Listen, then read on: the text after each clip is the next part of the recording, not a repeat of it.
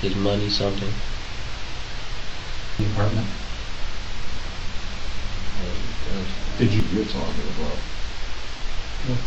I'll show you. These individuals were summoned for questioning regarding a truly horrific crime. They all claimed to have no connection to the matter, unaware that the entire incident had been captured on camera. After persisting with their denials, one of them finally found it impossible to keep lying. Why were you in there? How do you know him? No, who?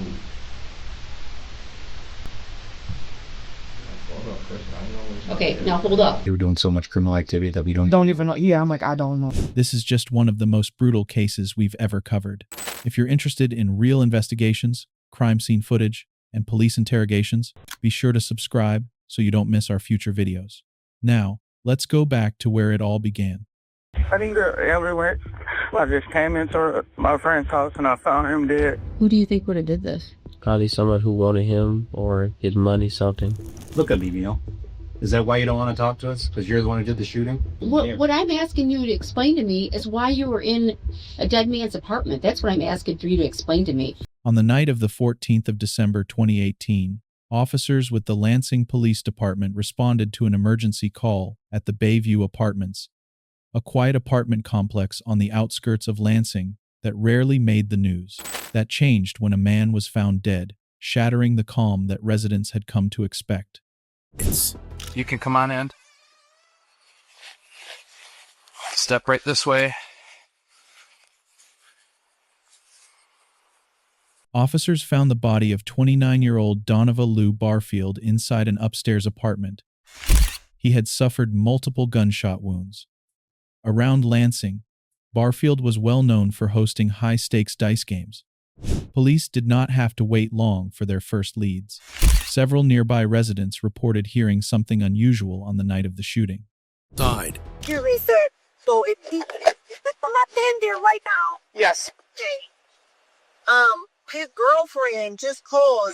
His kid's mother had a call from a young lady down there. Okay. And she said that one of the guys, she called and she said, one of her friends, a guy, called her and said, pick me up from a barber shop or whatever. And he got in the car and said, Lou gone. Lou gone. So I said, what you mean? There's somebody killed. So if it's not forced entry, I know he is there with the guy. Yeah. Yep. And that's what we're in the process of trying to piece that all together. Ma'am, when the detectives get here, can you stay on the phone and then you guys can kind of all communicate together? There's two detectives on the way. There's one of Lansing police detectives and there's a state police detective that we work with state police detectives. So someone called and say it was a shooting? Like, how did y'all know what it happened? Somebody went, I don't know who it is. Somebody came to the apartment, went in, and I don't know the person's name. Went in and found him and then called the police. That person is actually at the our operations center getting interviewed by the detectives. The investigation quickly led detectives to Anthony Brown and Neil Prince. But investigators soon realized this was not just a straightforward homicide case. Evidence from the crime scene, along with digital evidence they had painstakingly collected, exposed inconsistencies in both men's accounts. The case took a major turn when detectives discovered that one of the witnesses had concealed a critical piece of evidence, one that could determine whether the suspects would face murder charges. Let's begin with the first suspect, Neil Prince, 19 years old, who witnesses said was driven away from the scene by his girlfriend. Familiar with the city? Like, where have you spent most of your time growing up? Baker, on the East side. Do you have any friends that live over? Do you know where Bayview is? Yeah. Okay. Do you have any friends that live over there? Bayview's up. You know where the Homes and Waverly is, right? On the south side of Lansing? Yeah, southwest side, Homes and Waverly. Harbor Point. A lot of people know where AP is.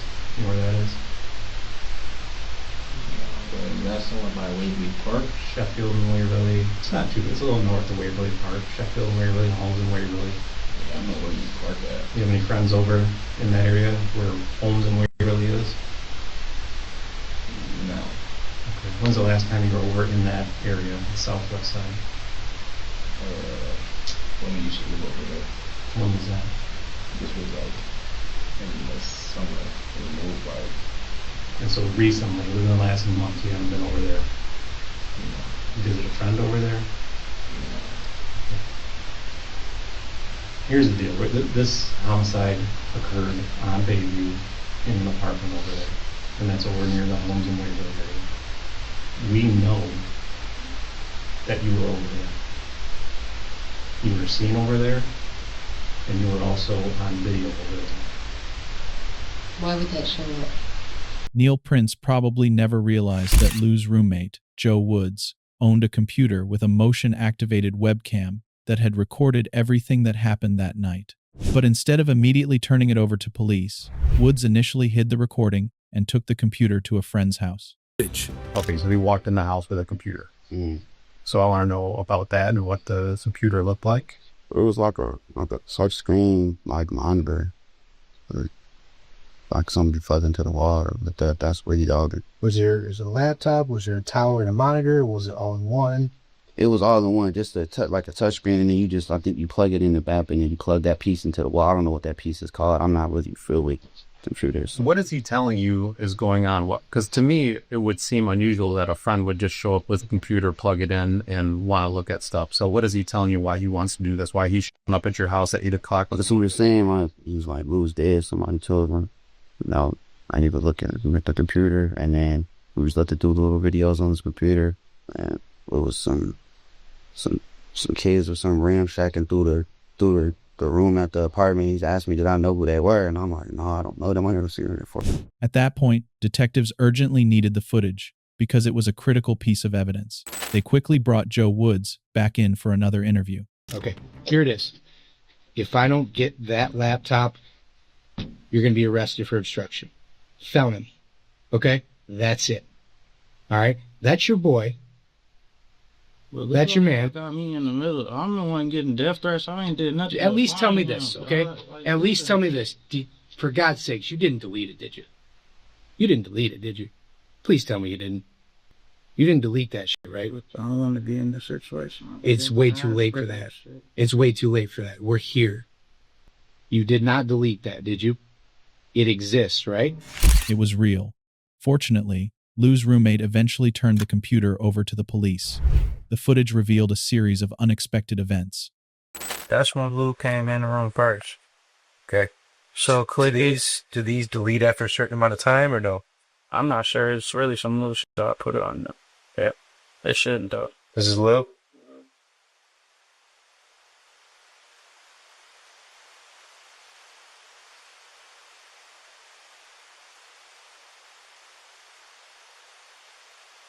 That was cool. And that's when they're...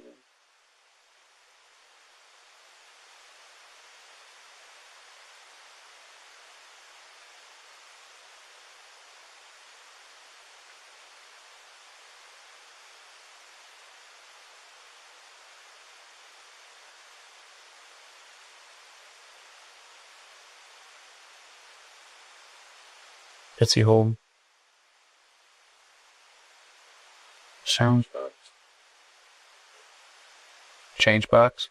Like quarters?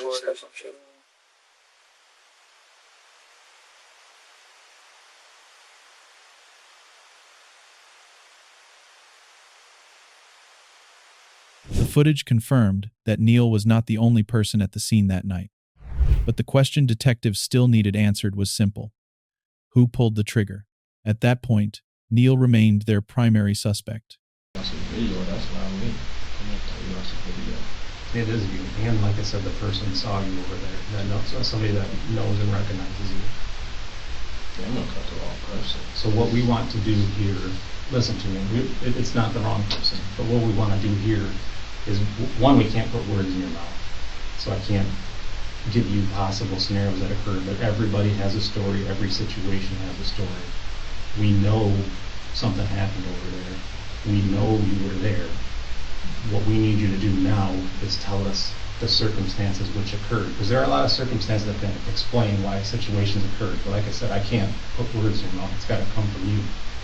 So knowing that, and I know you don't know me from Eve, but I'm not BSing you. We didn't pick your name or your apartment at random tonight. We're not talking to you just for no reason at all. we're talking to you because the stuff that I'm telling you is the truth. So what we need you to do, take a deep breath, explain to us what happened that night over at the apartment on Bayview.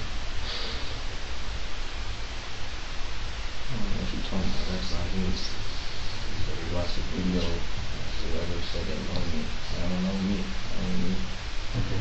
Like I said, let me ask you this. Did you know that there was surveillance footage in the apartment? Did you know that there was surveillance footage in the apartment? Yes or no? Yes, I don't know. Okay, I will tell you there was surveillance footage in the apartment. You are on the surveillance footage. Do you realize that? I'm not bullshitting you. So that I'm giving you an opportunity to tell us what happened. Detectives told Neil they were certain he had been at the Bayview apartments when the murder took place. Neil denied it. That's not me. Neil, do you understand the way DNA works? Mm-hmm. Okay. And you understand that we have your DNA on file from another incident, correct? You were wrapped up in some type of burglary. You were arrested for something in the past. Okay. And then they typically take your DNA for something like that. What I would like to do is I would like to get your permission to get your DNA today and to eliminate you as one of those people who are in there. You can't just go down town and get my DNA. It doesn't work that way. It has to be, each time has to be a new swab from that specific person for that crime. You can't just use it from another crime that had occurred. Is that something you're willing to do? If I give you my fingerprint, I'll leave. This isn't a fingerprint. This is a DNA swab. What is that? That is where they swab inside your mouth and get your DNA. Is that something you're willing to do? Okay. That leads me to believe that maybe you've been in that apartment before. Okay, you've never been in anybody's apartment over there? No. Okay. Then I guess I don't understand why you wouldn't volunteer that. What's the point? The point is to eliminate you as a suspect. You can eliminate me as a suspect if I do it. I'm saying, if I do it, can I go? No, because I'm still missing a huge chunk of what your side of the story is.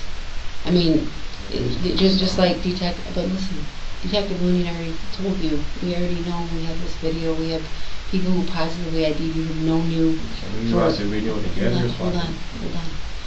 Okay. That know you, that know who you are, so they put you there. My concern is that I don't know what happened. I don't know if you're being railroaded. I don't know if you're being falsely accused or if you were not the main guy in the group. I don't know. The only person who can tell me that in this room, not me, not him, is you.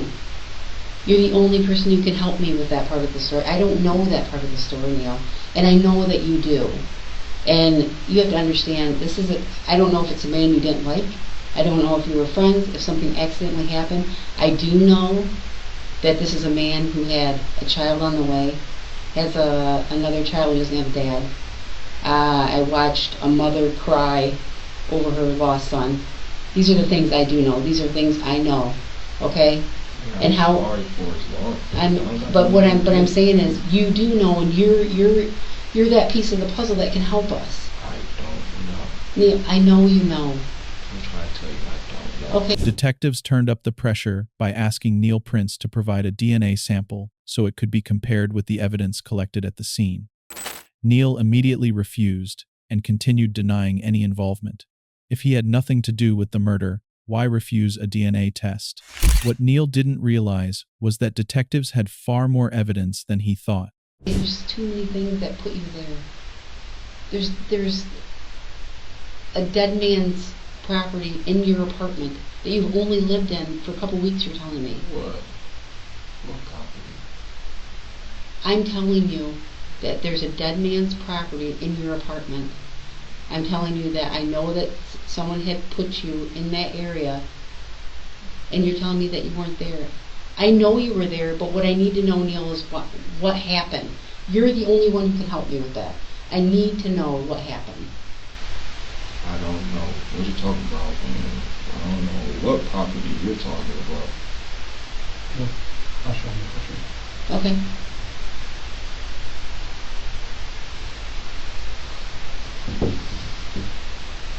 Got them on let go. What's that? Got them on let go. Yeah, it was on let go for 150. Yeah. Where'd you get them from? They don't know. They don't got a picture on them. How'd you get them? I bought them on You let had go. to contact somebody from let go. So who'd you contact? I don't remember the name. You just go through category that you want. You find it. That's that. When did you buy them on Let Go? Neil claimed he had bought the pair of Air Jordans on Let Go. But if that were true, why did the surveillance footage show him taking them out of Lou's room on the day of the murder? But see, that's the problem. We can see you in that video, and we can see you grabbing the shoebox. That was the video I've already told you about. From the dead man's house. That's the part that I don't think you're understanding. Like, we're not BSing you on the video part. There's video of you grabbing the shoes. Those shoes were found where tonight? In your apartment. There it is. I'm not lying to you. I'm not lying to you. I'm assuming you hadn't heard about it till we told you. Do you hear anybody else, anybody you know, talk about a video that you were on in a dead man's house until today? So you never even knew it existed? At this point, Neil is lying about everything. There's no Let Go. When detectives pressed him with specific questions about his Let Go account, his email address, and the supposed shoe purchase, Neil became visibly uncomfortable. Instead of providing clear answers, he tried to cover the truth with more lies. But the next piece of evidence would leave him with nowhere left to hide. Where did you buy that? Downtown. If you say you want to buy them, yeah, it's cheaper than change from down the street. So same guy sold you the... No, not the same guy. How did you get that then? Let go. Same guy. So you're scrolling on your Let Go account and you buy it, or you get, and then you say you want to meet there. Is that what you're saying? So if I go into your Let Go account, it'll have all this documentation. I have no idea. What's your Let Go account? How do I get into that? I mean, fake name. Okay, what's the big name? Did you do it through your phone? No. How do you, what device did you use to get it? Did you Let Go? Tablet. That was before I got the phone. Where's the tablet at? Bro,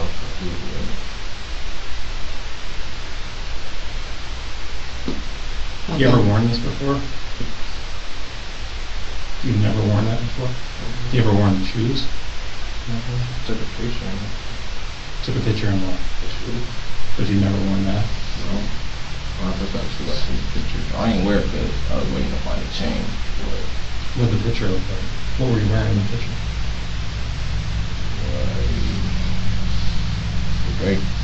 Gray pants. Think of black or gray hoodie. And shoes. Where did you take the picture of? Outside. I might put it a little bit close. Who took the picture for you? You posted somewhere? Are you sure about that? I don't know if I said this to you earlier, but when we're investigating a homicide, that if you're not truthful to us, that can get you in a lot of trouble too. That's a felony in itself. Yeah, for real. I never posted it, but... So if I showed you a Facebook photo with you... When detectives confronted Neil with a Facebook photo showing him wearing Lou's clothes, he immediately became defensive. He tried to deny posting the photo, but detectives quickly shut that down with the evidence. They continued applying pressure, hoping Neil would identify the other two people seen in the surveillance footage. Neil, you were there. That's not disputable. That is not a disputable fact. We're talking about facts. You said you didn't do anything that night, so who did? Get yourself out of it. Pull yourself out of the hole. You're in a hole right now. Pull yourself out. Detectives tried appealing to Neil's instinct to protect his mother and younger sister, but he remained determined to keep his composure. Although Neil insisted he cared about his family, his reaction when detectives asked who would protect them if he went to prison revealed just how shaken he really was. Start small. Tell us whose idea it was. You can start small. Tell us a little bit about what happened. If you don't want to talk about yourself, tell us about who you were with.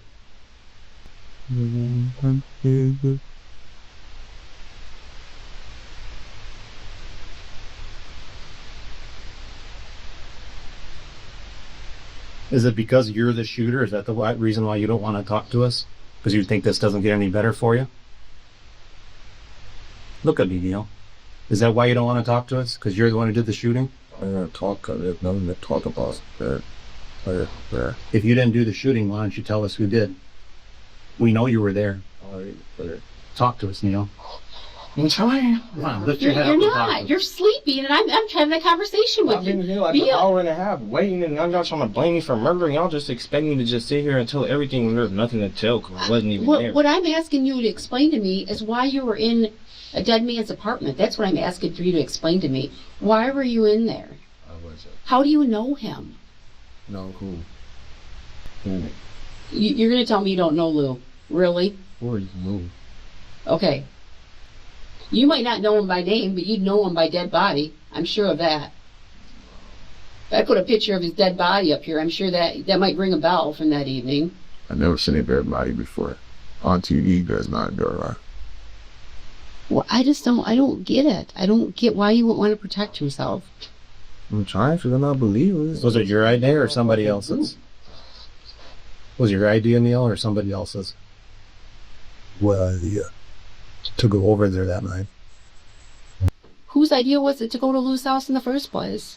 I don't know who. I don't know who, baby. Well, you might not know who he is. But whose idea was it to go to Bayview? I don't want the baby. And that's just where you're going to stand. You're not going to give yourself an opportunity. So when the other people who are involved come in here and point the finger at you, you're good with it. They come point at me. I know I ain't do nothing, so I'm not worried. And then you're clear that we have clear evidence that shows you in that apartment, and there was video surveillance. I know I wasn't in there, so I'm telling you. You know there wasn't video surveillance, or you know you weren't in there? I know I wasn't over there, so... Okay, well, I'm telling you, you were. By this point, Neil was still refusing to cooperate and showed no signs of backing down. Detectives discovered that, just days after the murder, Neil had written lyrics about killing someone to take their shoes. But, of course, that alone was not enough to prove he was responsible. Detectives still needed to find out who pulled the trigger, so they turned their attention to 23-year-old Anthony Brown. Just like Neil, Anthony started the interview with a series of obvious lies. No, I don't know where he lived. You never been to Lou's house at all? No, he had moved. Before I had went to jail, I had knew that he had lived on the north side or something with some friends. It will not be in his apartment at all, because you've never been inside that apartment? No. Never been inside? No. Okay. And you're willing, would you be willing to take the polygraph on that? Yes. Okay, on those questions, and what would the results of that be? True. I've never been in. Anthony agreed to take a polygraph test, remaining calm as if he truly had nothing to do with the crime. But after examining his phone and iPhone data, detectives found evidence showing that Anthony was at Bayview around the time of the murder that directly contradicted his statement. Instead of accusing him outright, detectives decided to change their strategy. Their goal was to get Anthony to reveal the name of the other person involved. So you had a situation where it's similar. Guy in an apartment, flashes his money, likes to play dice, and some guys that, I don't know how many, some guys that he knows show out, knock on the door. He knows him, he lets him in. Now, all these guys knew he had money, had a plan to take the money, but something happened. Somebody screwed up. Somebody made a mistake. Well, some of the guys that didn't have any type of weapon, they weren't there for that, right? They weren't there for that. The other guy, who might have had a weapon of some sort screwed up, he didn't tell his boys this was part of the plan. Okay? There's a difference to me. The guy, don't get me wrong, it's still wrong to show up and rob somebody. But there's a huge difference to me in, the guy that was just, hey, I'm going to do a quick cash grab here and get out, and the guy that murdered somebody. Now, let's say that person that didn't have a weapon, the person that was there for the ride and didn't kill anybody. Let's say that person decides to talk. rather than wait and get caught, right? Let's say they decide to talk.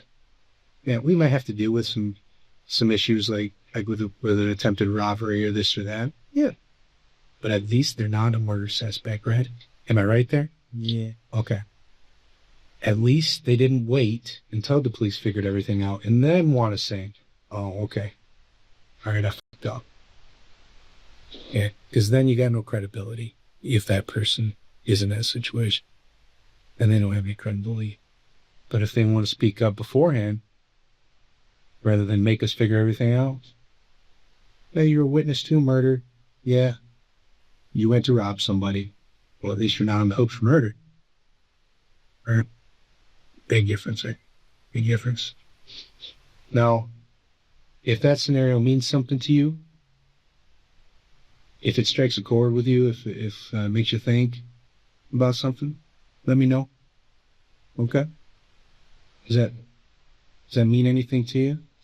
It mean anything to you? Okay. How about the person that, hey man, I just shot dice or tried to shoot dice and hang out with that guy last night and he's dead this morning, and then you start hearing whispers. I heard Johnny did it. I heard Bob did it, and then show up and tell the police I don't know nothing. What about that person? Do you think they should be? You think, hey, you know what? That's not how we do things on the street. We don't snitch. We don't do this. We don't do that. So it's okay that I don't tell the police. Okay. Do you think they should get in trouble? Yes. You think they should still get in trouble? Okay. Because what? They're lying during a felony investigation, a homicide investigation, right? Detectives tried to separate the difference between someone who was only there to commit a robbery and the person who actually carried out the murder. They convinced Anthony that if he cooperated and provided information before police uncovered the truth themselves, his situation could be very different from those truly responsible for the killing. However, Anthony remained silent. He refused to identify the others involved and continued denying any connection to the crime. But detectives soon discovered another problem. Anthony Brown and Neil Prince were not the only people at the scene that night. The video revealed there was a third person involved. Who's that? I don't know who's that is. Like they go to say pipe nowadays, so I don't know. Well, that's different than the other two guys, isn't it? Nah, he was in that area up there. Was it? Yeah, perfect. Okay. So we're talking about two guys, not three? Two. They're the only ones that was on the screen, at least. Somebody had to be at least in there with them. And So you think there's a third person in the room with it? It's got it. But not long after, the investigation took a major turn. Detectives received a new lead from staff at a juvenile detention facility in the Lansing area. They had heard a shocking story from a 15-year-old boy. So I'm not sure if I was doing a room check or I might have followed him to his room. I really can't recall. Okay. But as he was walking, he was hype, and he was like hype about, he was saying how he was like, I'm not getting out anytime soon, but but they were like, he was like, they don't know about that body of December at this apartment or something. But I probably wouldn't have paid him no attention if he didn't say that. Because he always is yelling just to be an extra. So. Who did he just finish speaking with? His JFO, Miss White. Miss White. Oh, okay. Oh, I ain't gonna call her then. He was glad the police didn't bring up that body at the apartment in December that they Neil. Mm-hmm. Okay. So let's talk in like direct quotes exactly what he said. He said that body that we did with Dibbit and Neil. Yes. Okay. Back in December. And those are like exact words. And yeah. You don't know which it. Yeah, I can't put it on. Yeah. It's nice they were doing so much criminal activity that we don't even know. Yeah, I'm like, I don't know. Okay. Neil's the only one he got caught because they had a Glock 9. And I'm telling you, he was going from so many things. So the Glock 9 could have been to that or could have been in something else that they did. Oh, okay. All right. Neil is getting out in March. That shit ain't sticking, according to them. Mm-hmm. Right. I couldn't imagine us doing life. What do you think he means by that? I feel like with all that going on, because it was all in that conversation, you kept talking about life, and out in March and blah, blah, blah. Not even getting out in March. That's what he just kept saying. But when he says, I couldn't imagine us doing life, do you think that means doing life in prison? Yeah, that's what I would have. Sometimes your biggest threat comes from your own teammate, and that was exactly what happened in this case. Unfortunately for Anthony and Neil, their silence was not enough to protect them. Their own accomplice, 15-year-old Willie Fletcher, had a reputation for bragging and ended up revealing the entire truth. The plan was over. Several months, 15-year-old Willie Lee Fletcher is facing murder and felony firearms charges. Those are in the December 2018 death of Donovan Barfield. The Lansing State Journal reports Fletcher is being tried as an adult. Barfield was found shot to death in a Bayview Drive apartment December 14th. Fletcher is the second person charged in connection to the killing. Neil Prince is awaiting trial on a murder charge. According to Willie's statement, he shot Lou once in the back and Brown shot him twice in the head. Before that, while Neil was staying at Willie's house, Anthony had told him, "We're about to kill someone and rob them." This made it clear that the murder was not a spontaneous act. It was planned. In May 2019, a jury found Neil Prince guilty of first-degree murder. He faced a mandatory sentence of life in prison without the possibility of parole. During sentencing, Prince thanked his attorney, his family, and others who had supported him throughout the trial. Speaking about his sentence, Prince said, "There's no point in trying to cry or beg." Anthony Brown was also found guilty of first-degree murder. Under state law, Judge Maurer was required to sentence Brown to life in prison without the possibility of parole. Willie Fletcher, who was 16 years old at the time, was sentenced to 28 to 60 years in prison. The outcome of the trial left many people with a sense of justice served, while others focused on the disturbing choices that led to Lou's death. Finally, someone is sentenced to life without parole instead of 8 to 15 years. Life sentence for the guy that bragged about it publicly is so, satisfying. The lady detective was great. These teens are just thugs trying to prove they can kill and rob someone. No moral values. R.I.P. Donovan. Betty Barfield brought her son's ashes in a small green plastic gift bag to Prince's sentencing hearing in December 2019. "I just want these young men to know they took a great man," Betty Barfield told the judge during the hearing. This murder destroyed many lives. Not only Donovan Lou Barfield and his family, but also Brown, Prince, Fletcher, and their loved ones.